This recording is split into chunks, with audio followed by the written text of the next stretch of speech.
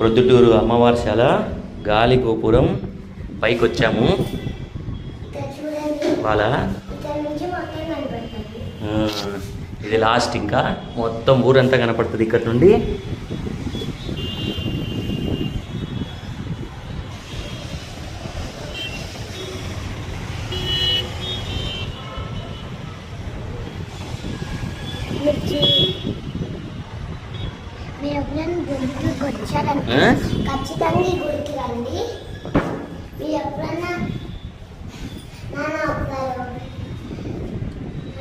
మొత్తం ఇది మొత్తం ప్రొద్దుటూరు పట్టణం.